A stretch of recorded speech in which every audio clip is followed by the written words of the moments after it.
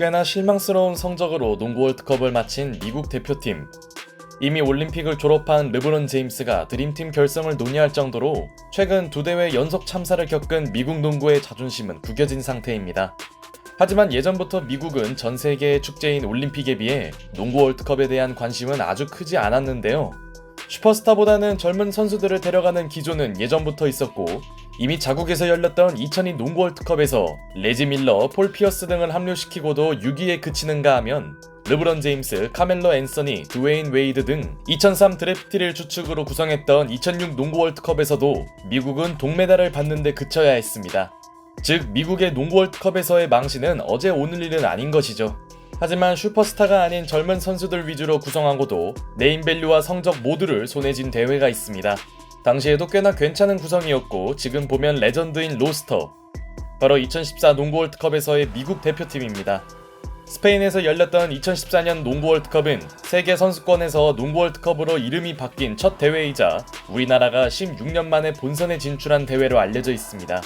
당시 미국은 이미 올림픽 2연패를 달성하며 농구 최강으로서의 자존심을 다시 찾아왔고, 올림픽이 아닌 월드컵인 만큼 베테랑들을 합류시키지 않았는데요. 비록 미국의 에이스로 올라오고 있던 듀란트가 참가하진 않았으나 2014년 미국의 로스터는 마냥 젊은 선수들이 아닌 이미 슈퍼스타로 발돋움하고 있던 자원들이 풍부했습니다. 우선 가드진에 스테픈 커리가 있었는데요. 그는 2014년에 올 NBA 세컨팀을 수상하고 골든스테이트의 암흑기를 완벽히 청산하면서 전국적인 관심을 받기 시작한 선수였습니다. 이미 2010년 대회에서도 우승을 차지하긴 했으나 당시에는 팀의 주축이라고 보긴 어려웠죠. 여기에 2011 드래프트 전체 1순위 지명자이자 2012 시즌 신인왕을 받았던 카이리 어빙은 미국 대표팀의 주전 포인트 가드를 맡았습니다. 또한 2012 시즌 식스맨상 수상자이자 휴스턴 이적 이후 기량이 폭발하며 이미 2014년에 올 NBA 퍼스트팀을 받은 제임스 하든도 합류했습니다. 하든은 2012 런던 올림픽 금메달리스트이긴 하지만 아직 젊은 선수였기에 월드컵 로스터에도 포함되었죠. 또한 커리와 함께 골든스테이트 주전 백코트를 형성하며 리그 최고의 3&D 자원으로 올라오고 있던 클레이 탐슨도 당시 이렇다 할 수상 내역은 없었으나 팀에 승선합니다. 하지만 미국은 실력과 함께 낭만까지 챙겼는데요. 바로 MVP 출신이자 부상에서 겨우 돌아온 데릭 로즈가 포함된 겁니다.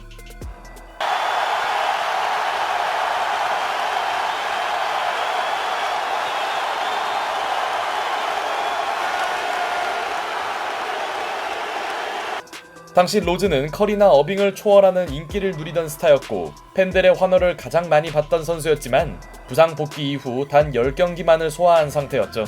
때문에 로즈의 합류가 도움이 될 것이냐로 말이 있었으나 냉정히 말해 그는 벤치 멤버였기에 성적에 큰 악영향을 주진 않았습니다. 이렇듯 이름만 들어도 가슴이 웅장해지는 선수들이 대거 가드진에 합류했지만 이때 미국의 약점은 케빈 듀란트가 빠진 포워드진이었는데요. 루디 게이와 더마 드로잔이 포함되며 구색을 맞추긴 했으나 마이크 슈셉스키 감독은 대회 내내 어빙, 커리, 하든을 선발에 모두 투입하는 스몰 라인업을 가동했습니다. 또한 빅맨들의 이름값도 매우 화려했는데요. 2012 드래프트 전체 1순위의 명예를 얻었고 하든과 함께 팀 내 2명뿐인 금메달리스트였던 앤서니 데이비스와 드마커스 커즌스, 케네스 퍼리드, 그리고 안드레 드러먼드가 포함되었습니다. 물론 네 선수 모두 아직 기량이 폭발하기 전이긴 했고 때문에 빅맨진이 약하다는 미국의 약점은 이때에도 지적되었죠. 하지만 지금 보면 정말 화려한 선수 구성이 아닐 수 없네요. NBA 선수들이 합류한 1992 드림팀 이후 역대 가장 젊은 나이인 24.08세의 연령으로 구성된 미국팀은 너무 어리다는 우려도 있긴 했으나 지금 보면 재평가가 시급한 로스터인데요.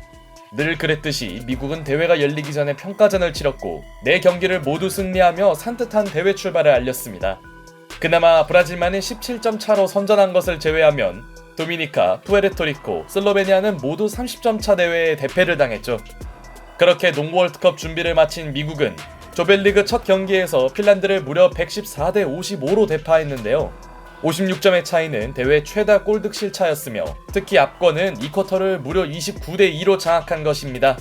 그야말로 천조국 농구의 위험이 드러나는 순간이었죠.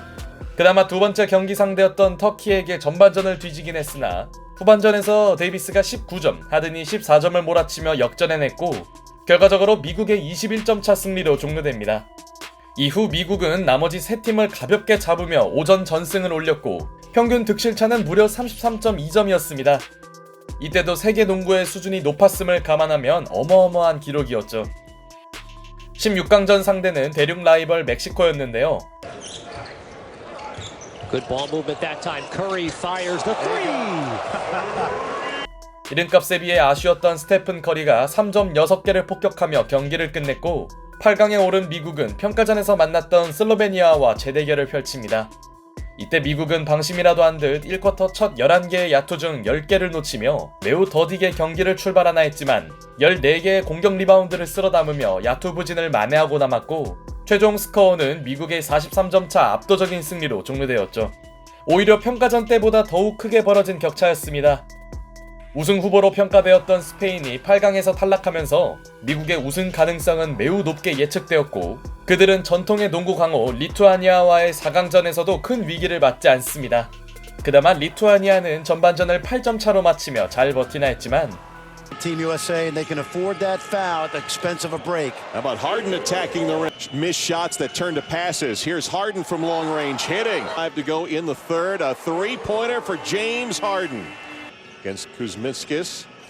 Off the dribble, James Harden continuing his outstanding. 제임스 하든이 3쿼터에만 13점을 몰아치며 상대의 길을 꺾었고 3쿼터를 33대 14로 지배한 미국은 또다시 손쉬운 승리를 추가합니다. 미국과 스페인의 결승이 성사되었다면 가솔 형제가 이끄는 스페인과 라이징 스타들이 질비한 미국의 대결이 펼쳐졌겠지만 미국의 결승 상대는 스페인이 아닌 세르비아였습니다. 나이가 너무 어렸던 유키치는 로스터에 들어가지 못했고 당시 세르비아를 이끌던 선수는 이번 월드컵에도 참가했던 보그다노비치와 골스에서 우승을 경험했던 네마냐 비엘리차였죠. 이변을 원했던 세르비아는 첫 야투 5개를 모두 성공시키며 10대5로 앞서 나가나 했지만 이것은 그들의 유일한 기쁨이었습니다. 17대3 런을 만든 미국은 1쿼터를 14점 차로 뒤집어버렸고 2쿼터가 되자 미국은 3점을 6개나 폭격하는 데 성공했죠. 이미 전반전에만 26점으로 벌어진 두 팀의 간격.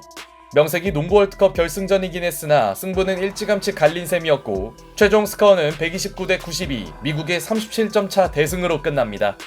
확실한 슈퍼스타가 없었음에도 미국은 이렇다 할 위기 없이 우승을 차지했고 대회 MVP는 결승전에서의 26점 포함 평균 12득점을 기록한 어빙에게 돌아갔죠. 점점 미국의 압도적인 승리가 사라지고 있던 분위기 속에 2014 월드컵은 말 그대로 천조국의 포스가 느껴졌던 대회였고 지금에 와서 로스터를 들여다보면 역대급 선수 구성이라고 할 수 있습니다. 비록 이후 펼쳐진 2019년과 2023년 모두 메달을 따지 못하며 미국의 농구 월드컵 참사는 되풀이되고 있지만 2014년의 로스터는 미래의 슈퍼스타들이 뭉쳤던 어벤져스 그 자체였습니다.